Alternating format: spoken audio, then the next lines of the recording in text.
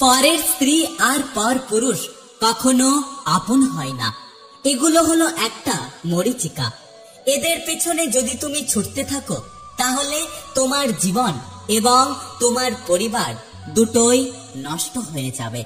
ভালোবাসার মানুষ হয়তো সবসময় আই লাভ ইউ বলে না, কিন্তু সে মন থেকে তোমার অনেক বেশি কেয়ার করে। কারো পছন্দ হওয়াটা খুব সহজ, কিন্তু সারা জীবন কারো পছন্দ হয়ে থাকাটা অনেক কঠিন। যদি কোনো অসুন্দর মানুষকে দেখতে পাও তাহলে তাকে কখনোই ঘৃণা করো না, কারণ তুমি যার হাতে তৈরি সেও কিন্তু তার হাতে তৈরি। সম্পর্ক কখনো বৃষ্টির মতো হওয়া উচিত নয়, যা ঝরে শেষ হয়ে যায়। বরং সম্পর্ক বাতাসের মতো হওয়া উচিত, যা নিস্তব্ধ থাকে কিন্তু সব সময় আশেপাশে থেকে যায়।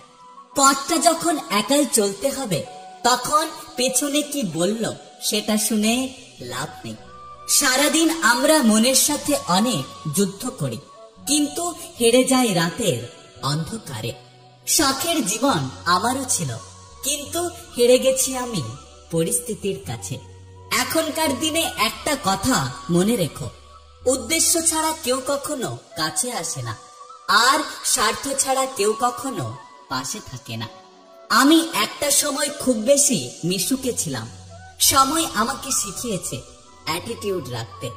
কাউকে তার ভালো মন্দ বেশি বোঝাতে যাবেন না, এতে আপনি খারাপ হয়ে যাবেন। বরং তাকে ছেড়ে দিন। সে যখন ঠকবে বা বিপদে পড়বে তখন সে এমনিতেই আপনার মূল্য বুঝতে পারবে।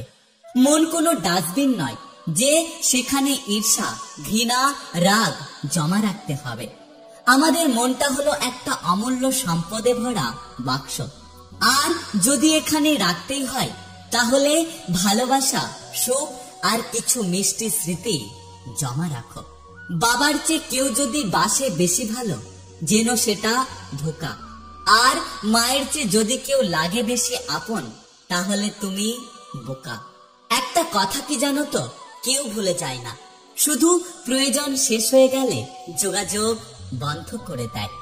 এখনকার দিনে কাউকে দেখতে গেলে শুধু দুটো চোখ নয়, বরং সঠিক দৃষ্টিশক্তির প্রয়োজন হয়। একজন সফল মানুষ হলেন তিনি, যিনি অন্যের তার দিকে ছুড়ে দেওয়া ইট দিয়ে নিজের একটা স্বপ্নের মহল তৈরি করতে পারে। মানুষ গোপনে যতই পাপ করুক না কেন, শাস্তি কিন্তু তাকে প্রকাশ্যেই পেতে হবে। একটা কথা জীবনে মনে রাখবেন, আপনি রেগে গেলেন মানে হেরে গেলেন। মানুষ চিনতে মন নয়, বরং সঠিক সময় এবং সঠিক পরিস্থিতির প্রয়োজন হয়।